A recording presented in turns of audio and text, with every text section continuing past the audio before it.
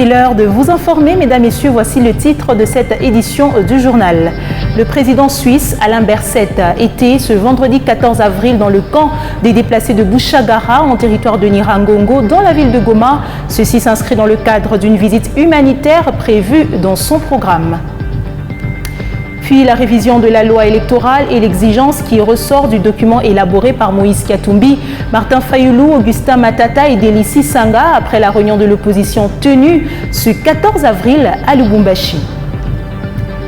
Au Lualaba, nous parlerons également des travaux anti-érosifs qui se poursuivent au quartier Jolicite dans le territoire de Muchacha, notamment sur l'avenue Deouda Kapinda par l'Office de voirie et drainage avec la cellule de communication du ministère des Infrastructures, et cela dans un instant.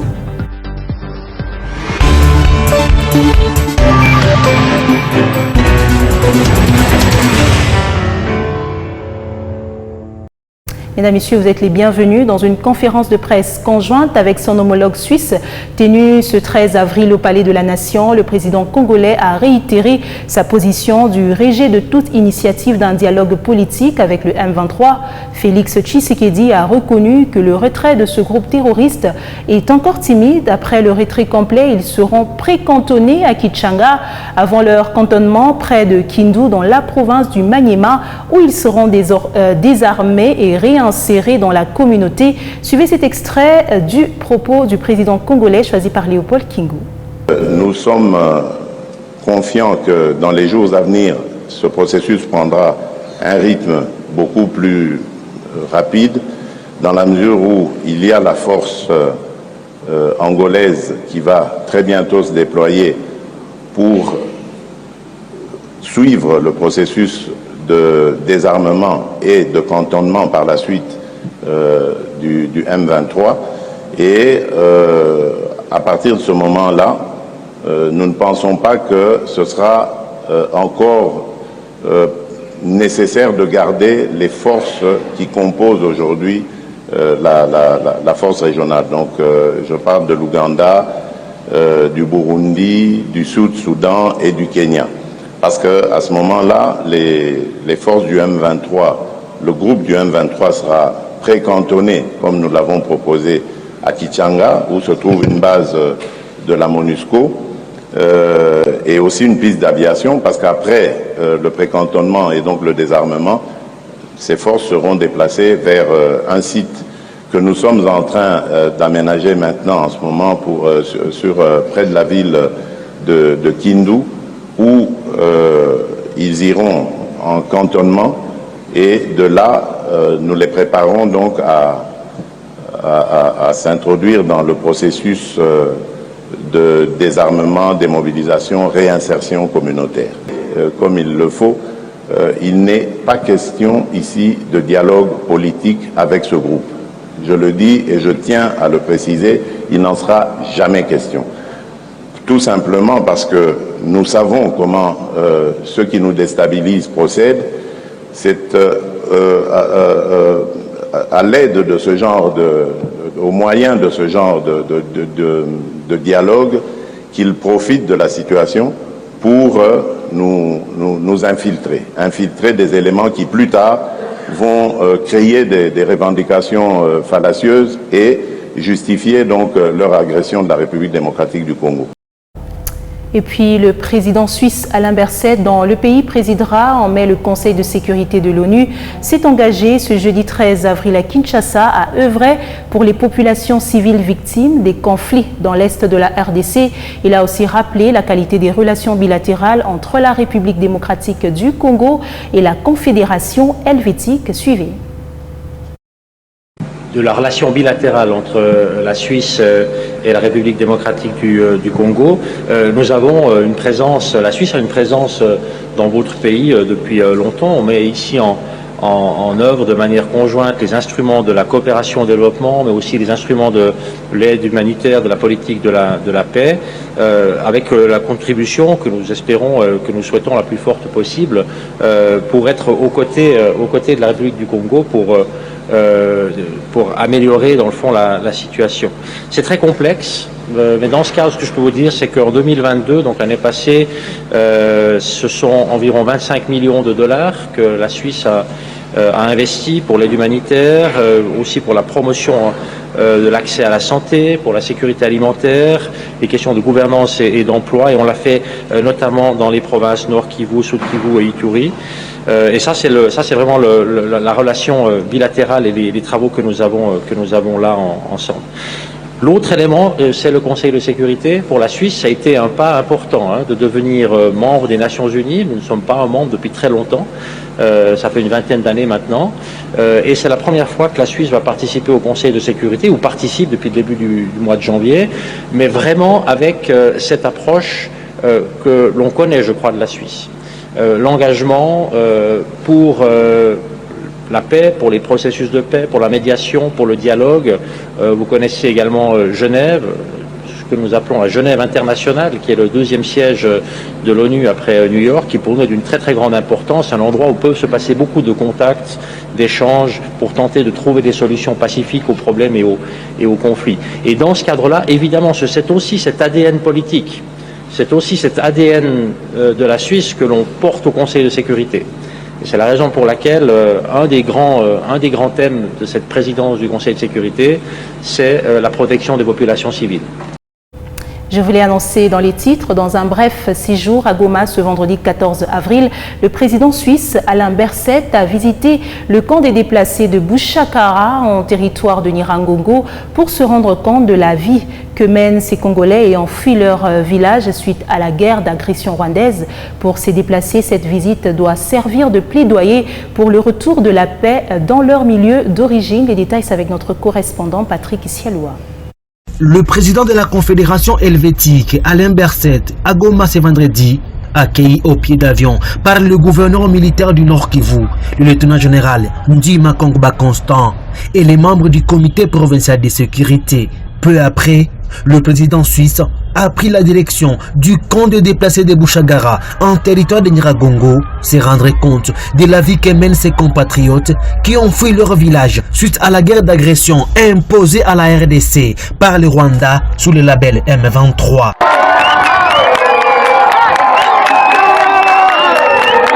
Ces déplacés, tout comme leurs responsables, attendent de cette visite la paix dans leurs entités. Nous attendons de cette visite, nous attendons à ce qui s'imprègne de la situation que la population déplacée traverse pour voir comment il va plaider pour que la paix règne et pour que la population retourne dans sa base pour continuer des activités artisanales, des activités quotidiennes. Le ministre des Droits humains, Fabrice Puela, présent dans la suite du président suisse, après avoir vu la misère de ses compatriotes déplacés, affirme que cette situation doit interpeller tous les pays. Il est temps que nous puissions cesser de dire ou de parler de la guerre de l'Est. Non, il s'agit de la guerre de la République démocratique du Congo. Parce que sans l'Est, ce n'est plus la République démocratique du Congo dans sa configuration. Il est plus que temps que nous qui vivons de l'autre côté de la République démocratique du Congo prenons la mesure avec le chef de l'État de ce drame pour que tous soyons mobilisés derrière lui pour soutenir le FARDC afin de pacifier le pays. On ne peut pas être à l'aise en voyant 600 000 familles agglutinées dans un petit camp comme celui-ci, vivant dans la précarité, avec des cas de viol. Nous venons d'être au centre de santé là-bas. Près de 700 cas de viol enregistrés. C'est trop. Il est important qu'il y ait une bonne riposte. Mais la meilleure riposte qu'il faut, c'est la fin de la guerre. Soulignant qu'après la ville de Goma, Alain Berset s'est rendu à Bukavu, au sud Kivu. Dans le Katanga, au cours d'un conclave tenu ce 14 avril dans la salle Aroupé, à Lubumbashi, Moïse Katumbi, Martin Fayulu, Augustin Matata et Deli Sessanga ont produit un communiqué conjoint dans lequel ils exigent notamment la révision de la loi électorale, la fin de l'instrumentalisation des institutions politiques, judiciaires, fiscales contre les candidats présidents et la fin de l'insécurité dans l'Est de la République démocratique du Congo. Les détails, c'est avec Léopold Kingou. Avant tout, les 4 opposants ont tenu à inscrire leur démarche dans l'esprit de la Constitution. Conscients de nos droits et devoirs sacrés, fixés à l'article 63 de la Constitution pour la défense de l'intégrité territoriale, face à l'agression actuelle, nous ne ménagerons aucun effort pour que la République démocratique du Congo reste unie et indivisible. Dans leur déclaration conjointe lue par Olivier Kamitatou, porte-parole de Moïse Katumbi, une série d'exigences est formulée à l'égard de l'administration de Félix Tshisekedi, notamment sur la CENI, la Cour constitutionnelle et l'insécurité. Ainsi, nous exigeons 1. La désignation consensuelle des animateurs des organes de la CENI. 2. La révision de la loi électorale. 3. La recomposition de la Cour constitutionnelle. 4. La fin de l'instrumentalisation des institutions politiques, judiciaires et fiscales contre les candidats présidents. 5. La fin des arrestations arbitraires. Hommes politiques, journalistes, activistes de la société civile et la libération de tous les prisonniers politiques. La conduite urgente d'un audit externe des opérations d'identification et d'enrôlement en cours en vue de la production d'un fichier électoral intègre reflétant les réalités démographiques de chaque circonscription électorale. Réunis à Lubumbashi depuis ce 14 avril, ces opposants projettent une grande marche le 13 mai prochain à Kinshasa contre l'insécurité, la vie chère et le processus électoral jugé chaotique.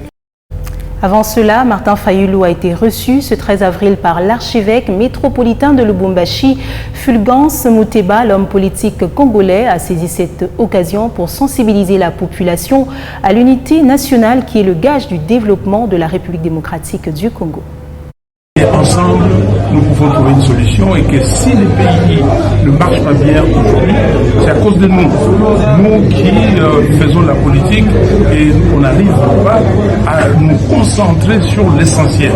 L'essentiel qui est l'unité nationale, l'essentiel qui est la paix au Congo et l'essentiel qui est le développement du Congo. À tous les choix, Congo, c'est notre pays.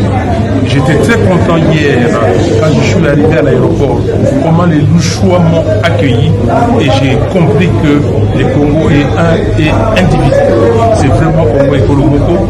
Je suis ici, je suis chez moi.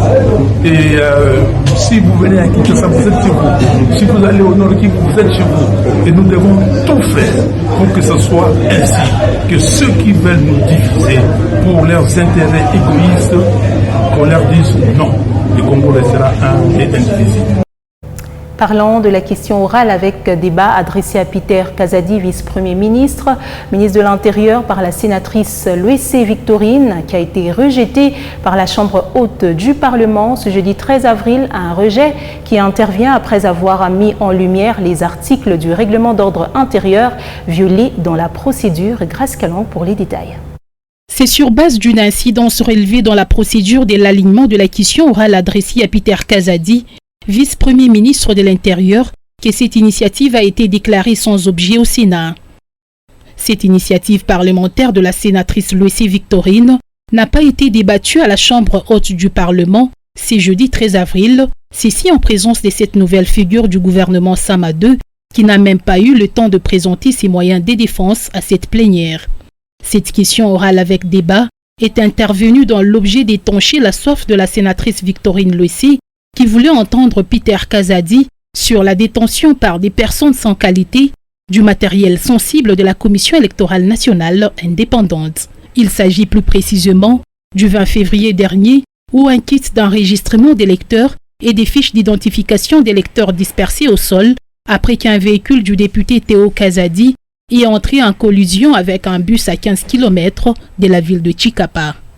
Modeste Bahati, élu des élus pour sa part, a évoqué la violation des articles 177 et 161 du règlement intérieur de cet organe délibérant avant de prendre cette décision de régie. Un avis partagé par le sénateur Molicho qui à son tour fait remarquer que la sénatrice Victorine a adressé une question orale concernant la Commission électorale nationale indépendante CENI au ministre de l'Intérieur, ceci en violation de l'autonomie institutionnelle qui régit cette structure d'appui à la démocratie. Un rejet qui intervient malgré les interventions contraires des sénateurs Évariste Bouchab et André Kimbuta. Modeste Bahati Lukwebo, président de la Chambre haute du Parlement, pense qu'il sera désormais coutume au Parlement, avant de libérer Peter Kazadi et décréter par la suite un huis clos sur la question. Autre chose, le gouvernement rassure les fonctionnaires des entreprises publiques sur son engagement de payer leur dû dans le délai après les retards accumulés. Le vice-premier ministre en charge de la fonction publique, Jean-Pierre Liao, a été mandaté par le gouvernement justement pour réunir les délégués syndicaux de l'intersyndicale nationale de l'administration publique afin de dissiper le malentendu sur le retard constaté dans la paie des fonctionnaires de l'État. Les détails sont dans ce reportage. Le gouvernement a réitéré son engagement de payer les fonctionnaires de l'État dans le délai. Cette assurance a été donnée aux délégués syndicaux de l'INAP lors de la réunion tenue le jeudi 13 avril 2023 par le vice-premier ministre en charge de la fonction publique, Jean-Pierre Liao, mandaté par le premier ministre chef du gouvernement, cela en présence des vice-ministres des Finances et du Budget. Rassurés, les délégués syndicaux de l'INAP ont pris acte de l'engagement du gouvernement de garantir la normalité des paies des fonctionnaires de l'État. On ne va plus connaître ces retards, c'est l'engagement que le gouvernement vient de prendre ici devant nous, que le mois d'avril par exemple va être payé au courant du mois d'avril, qu'on ne va pas entrer au mois de mai avec les arriérés. Nous sommes donc bien informés et nous allons nous aussi informer nos membres pour qu'ils s'apaisent. Ils viennent de prendre l'engagement.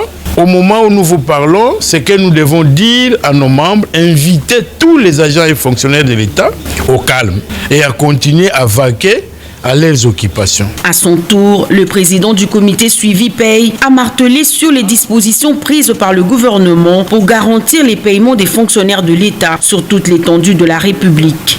En ce qui concerne précisément le mois de mars, les dispositions ont été prises. Toutes les banques ont été servies à ce jour. Il ne nous reste plus qu'une partie de la Rabobank que nous comptons finir au plus tard le lundi soir.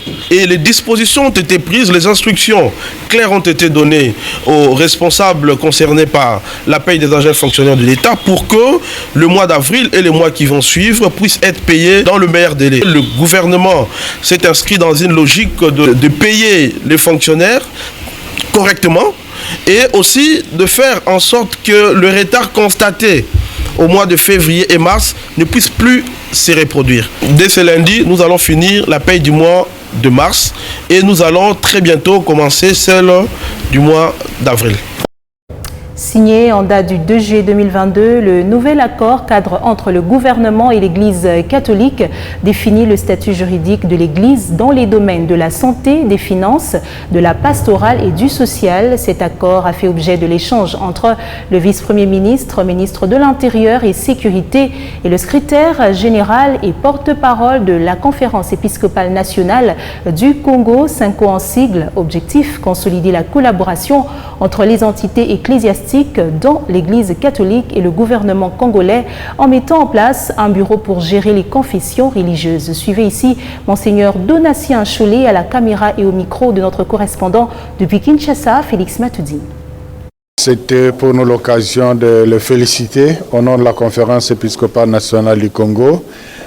Comme vous le savez sans doute, avec la signature de l'accord cadre entre le Saint-Siège et le gouvernement congolais, c'est le ministère de l'Intérieur qui désormais va gérer l'Église catholique, non celui de la justice comme dans le passé. Et dans le cadre de la mise en application de cet accord cadre, il y a des attentes de la part du ministre de l'Intérieur, notamment l'exécution de la mesure de mettre en place un bureau au sein de son ministère pour gérer les entités ecclésiastiques. Nous sommes venus lui rappeler ça, aussi échanger avec lui sur la situation générale dans la mesure où nous sommes appelés à travailler la main dans la main pour le bien de la population. Parlant infrastructure, 150 km des routes seront construits sur 2 ans à travers la province du Haut-Katanga. Le gouverneur Jacques Katoué a donné le go de ce vaste projet ce vendredi 14 avril 2023 à partir de la commune de Kenya dans la ville de Lubumbashi. Les détails, c'est dans ce reportage. Hormis les travaux de construction des routes qui se font déjà à travers le Haut-Katanga, le gouvernement provincial vient d'initier un autre projet de construction et modernisation de 150 km de routes sur toute l'étendue de la province. Le gouverneur Jacques Katoué a lancé le 10 projet ce vendredi 14 avril 2023 à partir de la commune de Kenya en présence de son ministre en charge des infrastructures et de la population, témoin de la réalisation du projet de développement. Ces routes qui seront construites dans tous les territoires et villes seront toutes asphaltées et construites selon les normes. Ce projet va s'exécuter en 2 phases dont la première consistera à moderniser tout d'abord les 75 km de routes pour cette année et le reste l'année suivante. Au départ, 5 km de routes seront construits à la commune de Kenya. En fait, le projet va s'étendre sur toutes les villes, c'est-à-dire Lubumbashi, Likasi, Kasumbalesa, mais aussi sur tous les territoires. Le souhait du gouverneur Jacques Katoué est de voir les infrastructures de la province se métamorphoser. Le projet sera plus exécuté dans les quartiers périphériques, un projet qui touche directement la population comme le veut le président de la République, Félix-Antoine Tshisekedi Tshilombo. La population du Haut-Katanga pourra être fière de ce programme qui est soutenu par le chef de l'État, Félix-Antoine Tshisekedi, et que nous essayons de matérialiser dans notre province. Avec ce projet de 150 km de route, le Haut-Katanga, sous l'administration Kiaboula, a pris une sérieuse option de moderniser les infrastructures routières et ainsi renforcer la fluidité de la circulation entre les centres urbains et leurs périphéries. Et puis là-bas, l'Office de voirie et drainage poursuit les travaux de lutte anti-érosive au quartier Jolicite dans le territoire de Muchacha, notamment sur l'avenue d'Iouda Kapenda, avant d'attaquer le même fléau sur l'avenue Dr Scotty. D'autre part, l'OVD travaille dans l'ouverture des avenues impraticables jadis en vue de rendre fluide la circulation dans ce quartier. La cellule de communication du ministère des Infrastructures nous en parle.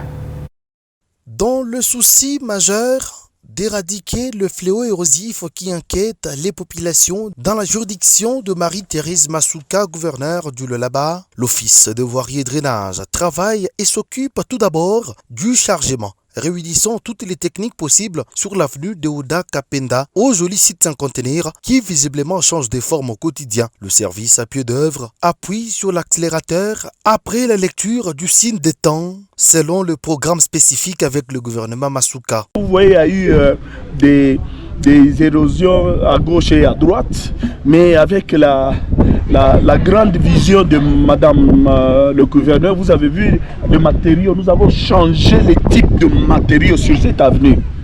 Même s'il y a des grosses pluies ou des pluies abondantes, ces matériaux que nous sommes en train de mettre, ça ne va en aucun cas bouger. Consigne réussie du patron des ITP, ingénieur Machata Kayembe Célestin, dans sa mission régalienne, chose qui l'inquiétait au plus haut point. Les stratégies de lutte anti-érosive classiques s'appliquent dans les techniques montées circonstanciellement par l'Office des voiries et drainage, selon les aptitudes à mieux gérer les eaux dans cette zone sablonneuse. Déjà, l'espoir de construire retrouve sa place d'antan pour quelques parcelles abandonnées après cette catastrophe hors pair. Pour ne rien faire à moitié, l'Office des voiries et drainage ouvre les avenues parallèles en vue de rendre la circulation aisée dans ces coins de la ville. En tout cas, nous disons merci. Kwa kazi yote tunaona na OVD na kazi yote tunaona natumika basi natumika na dimanche na samedi bon tunabaremercier pendant kutusaidia na mama Fifi tunamremercier atukumbuke kutu naimba quartier quoi ne valoriser parce que ça donne aussi des valeurs de la ville.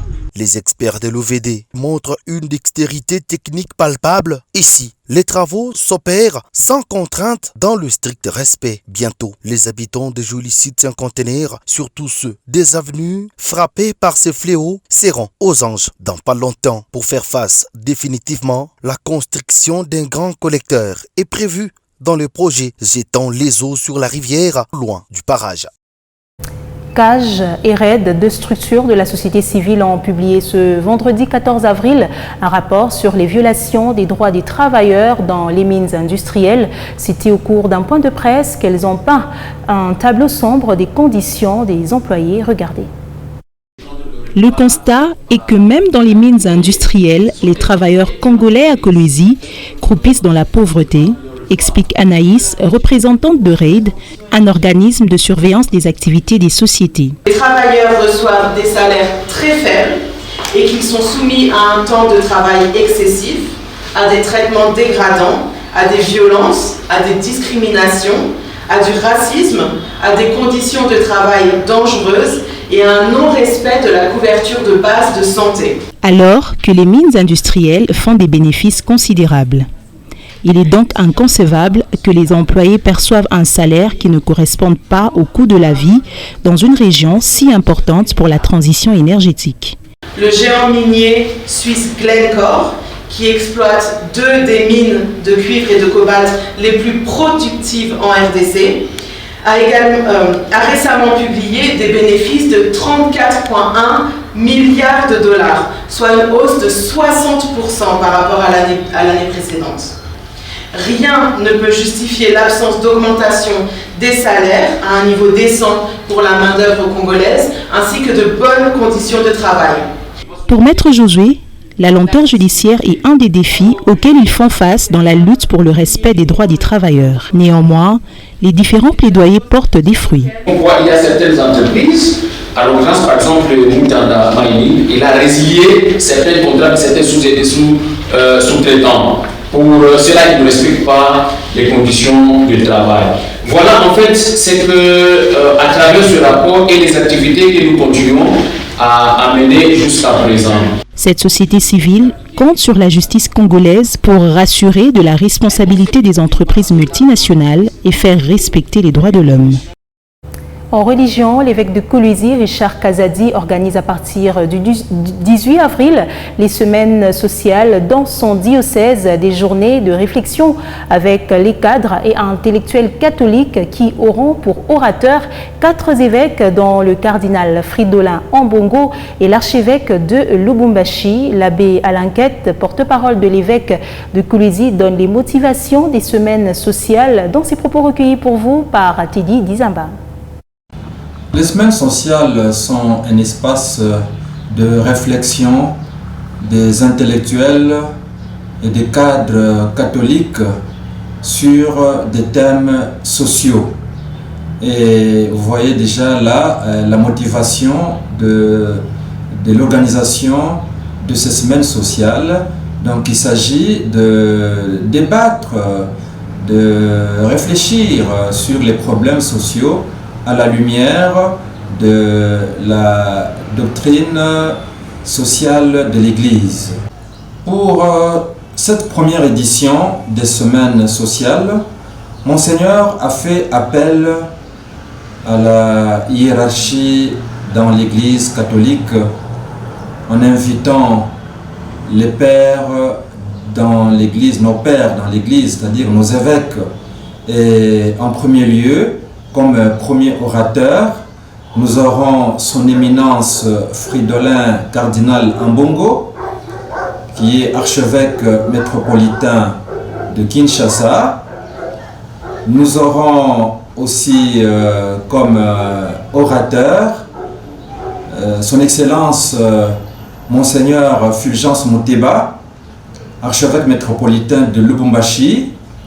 Nous aurons comme orateur, troisième orateur, son Excellence Monseigneur Sébastien Joseph Muyengo, évêque d'Ouvira, et aussi comme autre orateur, son Excellence Monseigneur Gaston Rouvesi, évêque de Sakanya Kipushi.